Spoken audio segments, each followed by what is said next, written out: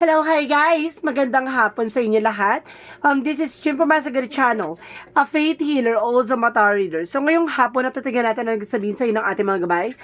This is a weekly gabay for the month of October 25 hanggang October 31 for this sign of Aquarius. So Aquarius, welcome to my channel. Ano kaya ang messages, advices, as guides ang ating masasaga for today's video? Kano naman kayang energy or kaganapan sa buhay ng mga Aquarius ang ating mga hagilap? So guys, this reading is a general reading lamang, hindi lahat makaka-resonate. Kunin lamang po makaka-relate sa inyo and comment down below kung kaninong energy ang ating nasagap. And of course, don't forget to like and subscribe my channel and notification bell for more videos update. And of course, maraming salamat sa walang sawang pagsuporta sa aking channel. Lalong-lalo na hindi nag-skip ng ads na way pagpalain kayo ng Diyos at may kapasiksik digdig umapaw sa inyo ang biyaya, no? So, umpisahan na natin ang laban for the sign of Aquarius. Angel Spirit, bigyan mo ako ng isang pasabaw para sa ating mga kapatid na Aquarius. There's a Palace of Wands. Burden. Ang daming paghihirap, ang daming pinagdaanan nito My God. Ang daming pinagdadaanan until now, no? And of course, there's a King of Cups. There's a devoted and supportive person, no? May taong sa dami mong ang daming unos na nangyari sa buhay mo. There's a King of Cups pa rin, no? There's a supportive pa rin, na. And of course, there's a justice. There's a good karma of coming in for you. A justice will serve, no? Kumbaga, marami mang taong, kumbaga, binigyan ka ng pahirap or pagdurusa, no? At the end of the time, kumbaga, makukuha mo pa rin yung what you deserve. At the same time, there's a Ten of Wands, no? Kumbaga, okay. May tao daw dito na nagbigay sa iyo ng pabigat. So, ibig sabihin, maging balanse ka pa rin, ha? Kumbaga, maging mabuti ka pa rin sa taong yan. And because there's a Nine of Coin, no? There's a practicality, no? Kailangan maging practical ka about sa finances. So, what is additional messages? And because there's a Three of Cups, there's a celebration. May celebration dito at the end of the time.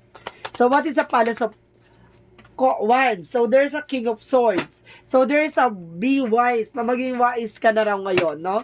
Kaya siguro dahil ang daming burden is obligations, no? Kailangan maging wise ka na ngayon. And of course, there's a information, there's a Six of Coin na magtutuloy-tuloy na raw about sa finances sa'yo.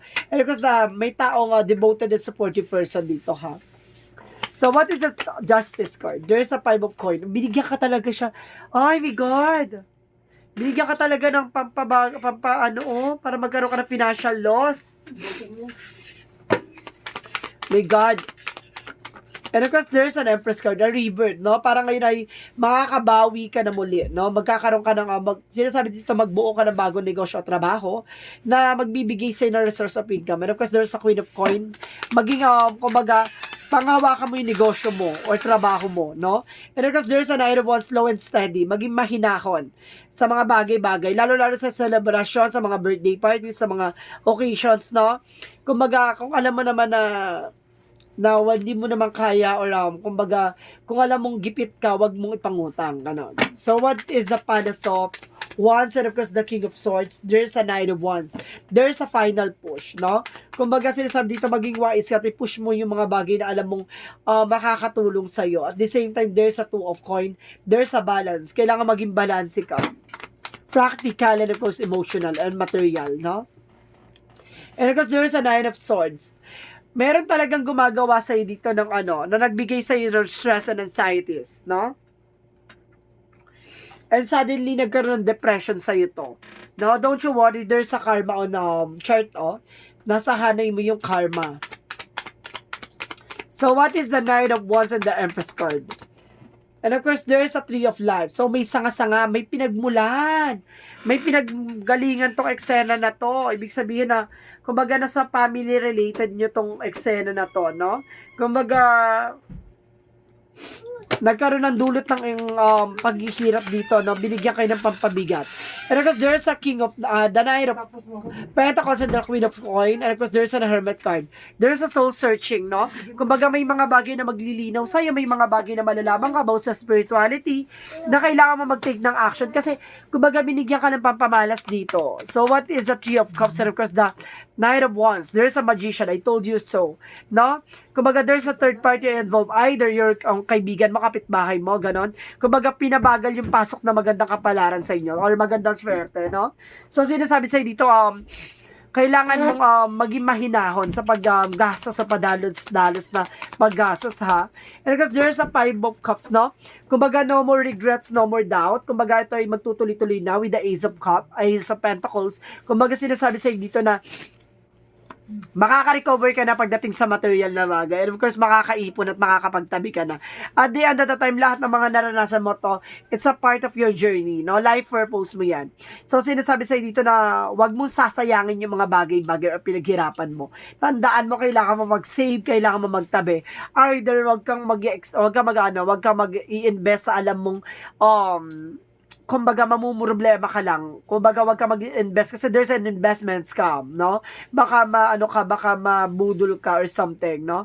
Kumbaga, of course, sinasabi sa'yo dito, iwasan mo din yung mangutang, no? At the same time, kasi baka tendency na hihirapan ka rin. And of course, there's an Ace of Pentacles. There's a big money coming in for you with a Four of Coin na magkakaroon ka ng savings or investment. So, let's see what is the outcome. Ay, what is the Love Oracle card? What is the Love Oracle card? And of course, sinasabi dito with the Love Oracle card, there's the Snake. O see? May third party talaga. There's an ahas, no? May ahas dito. And of course, there's a paradise. There's a happiness, no? Maring inggit to sa'yo. And of course, see, nagbabalot kayo. May ahas na nagbabalot kayo. Ibig sabihin nito, nakakausap mo. Kumbaga, nakikipagchismisan sa'yo. Or either kaibigan mo. Yun pala, may lihim palang inggit sa'yo. No? Tapos ginagawang ka ng pampamalas, pampabigat, ganon. So, let's see what is a yin and yang oracle card. There's, see, I told you, spying, watching, see? Kumbaga may sumusubaybay talaga sa'yo, no? Kumbaga nagkakaroon ng inside job. Nagti-trigger conflict, talagang, kumbaga talaga nang gigigil siya dito, binibigyan ka talaga niya ng kamalasan. And of course, don't you worry, there's an abundance, no? Kumbaga, sa eksena mo na to, mangyayari to in the present moment, magkakaroon ka ng abundance. Don't you worry, kumapit ka lang dyan. So, what is Arcangel Raphael messages? May ganun talaga, no? Sa mga kaibigan, no? Hindi nagiging masaya na umaasenso ka or either sa family related or some of you guys sa mga kapitbahay. And of course, there's an improving health. Mag-improve na raw health mo. Kumbaga, mababawas-bawasan na yung stress mo. So, let's see what is Arcangel Michael. And admit the truth to yourself and act accordingly. See, hindi mo kailangan mag-pretend, no? Kailangan mo maging totoo sa sarili mo. Ito yung sinasabi ko, di ba? Maging wise, maging practical ka. Hindi mo kailangan ipangutang yung bagay na para lang may iyabang or may mga bagay na para lang ipakita sa kanila na okay ka, ganyan. Or suddenly, meron ditong bagay na inaantay ka dumating pero pinangutang mo na, inunahan mo na. So, ibig sabihin dito, kailangan antayin mo dumating, wag mong kumbaga ipangutang. Kasi, ang nangyayari kasi, nagigipit ka, lalo ka naiipit. Kasi, imbis na yung tubo na yun, kumbaga, makatulong pa sa'yo, diba? And of course, there is a positive thoughts and create a positive result. So, ibig sabihin dito, be optimistic, no? And of course, there's a God is in charge. So, ibig sabihin dito, kaya pala there's a justice the justice card, kumbaga there's a God is in charge. Ibig sabihin dito, kumbaga si God ay nanonood at talaga sumusubaybay sa mga eksena mo. And self-respect, kailangan mo magkaroon ng respeto sa sarili mo. Minsan napapabayaan mo na raw yung sarili mo dito. So, let's see what is the Jesus loving quotes. And let not your heart be troubled, neither let be afraid. Ibig sabihin nito, wag mo ngayaan yung puso mo yung malito, no? Sa mga desisyon. Kailangan, kumbaga, wag mong hayaang matakot at mangamba ka sa lahat ng eksena. Kasi the confidence is your key to success. At the same time, there's fear. O, see, I told you, there's a fear talaga. May takot kang nararanasan at nararamdaman ngayon. Wag i-release mo yan, no? Kasi, ayan na magsisilbing balakid sa'yo para hindi mo magawa yung mga bagay-bagay. And because there's a forgiveness. May mga kailangan na bitawan at patawarin, lalo-lalo yung mga tao sa paligid mo. Kasi para hindi ka makapag-attract ng blockages. Kasi kumbaga, yan yung nagsisilbing blockages mo eh. Kumbaga, hayaan mo silang gumawa ng hindi maganda. Bagkos solusyonan mo, no? Kumbaga, proteksyonan mo yung sarili mo, proteksyonan mo yung pamilya mo, no? Kumbaga, sinasabi sa'yo dito, dead baka sa kanila, hindi mo kailangan patulan na pagsabihan sila, harapin sila. Kumbaga, kailangan mong proteksyonan yung sarili mo. And of course, let go of control issues. See? Bitawan mo, kung hindi mo kontrolado, bitawan mo, no? Hayaan mo si God yung gumawa ng way, no? At hayaan mo dumaloy sa sarili nilang mga eksena, yung mga pinagagawa nila. And of course, hold your vision, no? Kumbaga, pangalagaan mo yung intuition mo and instinct mo. 'Di ba? Yung mga bagay na kumbaga nagkakaroon ng pagtatagpi-tagpi sa'yo na lahat ng kaganapan sa buhay mo. Kaya pala ganito, kaya pala ganyan, kasi may tao palang nagbibigay sa akin ng pamanas. Yung pala, nagkakaroon ng inside job, nakakapasok pala sa pamamahay namin, or nakakausap ko pala tong tao na to, na kailangan ko maging aware. 'Di ba? Ganon. Kumbaga, at the same time, look at the bigger feature. See? Tingnan mo yung mga magagandang kahihinatnan. 'Di ba? Kapag na-release mo yung negative energy na yan, nakawala ka sa mga negative energy and toxicities na yan, dadaloy na yung swerte at madadaloy na yung magandang kapalaran sa'yo. And of course, there is an let go. See? Kailangan mong pakawalan, kailangan mong kumawala. And of course, there's a creative expression. 'Di ba? Kumbaga, ginagawa lang nila yung bagay niya para magulo ka, para mawala ka sa focus. And of course, career change. Kailangan mo yung baguhin yung cycle or yung pattern ng eksena, no? Kasi, diyan nagsisilbi, kailangan makaalis ka diyan. If either, kung nagtatrabaho ka, baka there's a toxic workmate, no? So, let's see what is the energy. Let's see what is the energy. And of course, there's a fifth chakra, Archangel Gabriel. Binibigyan ka ni Archangel Gabriel ng intuitions. Some of you guys na nanaginip ka, itong tao na to na panaginipan mo, ibig sabihin itong tao na to yung gumagawa sa'yo. So, nagtataka ka bakit mo napapaginipan mo to? Kasi siya yung gumagawa ng hindi maganda sa'yo. Binibigyan ka ni Archangel Michael ng intuitions, ng information by your dreams, and of course by your instinct, or by premonitions. And of course there's the golden and the children's, no? Kumbaga may mga bagay na kumbaga rare gift, no? O may regalo sa iyo ang universe na bihira sa tao, no? Kumbaga nagkakaroon ka na ng idea or information by your intuition. Kumbaga dapat makikinig ka sa mga bagay-bagay na ibinibigay sa ng spirit guides. Kasi kumbaga way na yan para maging maingat kayo at maging aware ka at cautious ka sa paligid mo. So let's see what is additional messages. And of course, there's a bathroom. Isa pa to, kailangan mo rin mag-cleansing, no? Kailangan mo mag-cleansing para yung negativity hindi mag-sink in sa inyo. So let's see what is the chakra.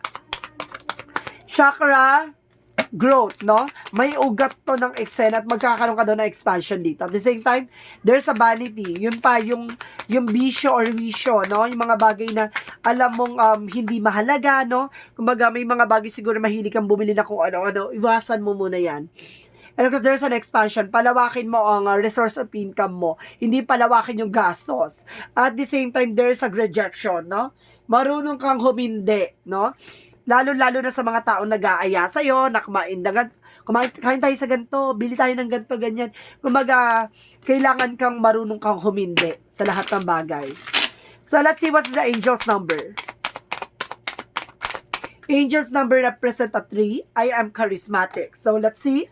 Expressions comes to natural to you. You are very skilled in communicating your thoughts through conversation and creative pursuits, and you are able to get others on board with your ideas. So, kaya mo silang hatakin with your ideas, and of course, yung mga informations mo, no?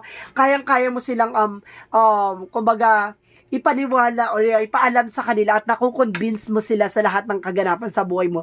Na kumbaga, nahahatak mo sila in a good way, no? Kumbaga, sinasabi sa dito, may mga bagay na naiinggit kasi dahil sa charisma or dahil sa atake mo, no? Malakas ang attractions mo sa ibang tao, kaya na itong tao na to ay naiinggit sa'yo, kaya gusto ko babagsakin. Kaya pala, there's a charismatic, kumbaga malakas ang charisma mo, kaso binaligtad niya yung eksena. Malakas na ang dating ng eksena na, kumbaga na-attract mo isa negativity. So, let's see what is the messages of life. Imbis na good thing yung ma-attract mo, na-attract mo is a negative. Ano kasi sinasabi dito, there's a truth. See? Ilalabas at ipapakita sa iyo ang katotohanan sa likod na nangyayari sa iyo. So, let's see what is the meaning of this. Today, I discover my greatest truth is within me. It's a divine force that whispers from my inner self. I listen to the voice closely, putting aside my controlling mind. In this way, I find all the answer I am looking for. I am now in a harmony with myself, and I welcome the love of God, which is the truth that will guide me towards the fullest, most shining radiance. Ibig sabihin dito, binibigyan ka na ng intuition, your inner voices, no? Kumbaga may mga bumubulong sa iyo na nagbibigay ng information, ng kumbaga clarification or truth, no, sa mga bagay na nangyayari sa paligid mo. May mga red flag or paalala sa iyo ang ating or divine intervention, pero inaano mo, nire-reject mo, no? Kumbaga sinasabi sa dito, mag-pay attention ka at makinig ka sa mga bagay or signs or synchronicities or inner voice na hinahatid sa ng angel spirit. So guys, this reading is weekly gabay for the month of October 25 hanggang October 31 for the sign of Aquarius. This reading is a general reading lamang, hindi lahat makaka-resonate. Kunin lamang po makaka-relate sa inyo and comment down below kung kaninong energy ang ating nasagap. And of course, maraming salamat sa walang sawang pagsuporta sa aking channel. Lalo na hindi nag-skip ng ads, naway pagpalain kayo na Diyos at may kapal, siksik, liglig, nag-uumapaw ang bumalik sa inyong blessing. Maraming salamat po. And of course, comment down below your full name, birthday, and of course, location nyo kung asa mga sulok ng mundo para sa susunod na reading natin, baka energy mo na ang masagap at mahagilap ng ating mga gabay. And see you in the next video. Bye-bye and babush!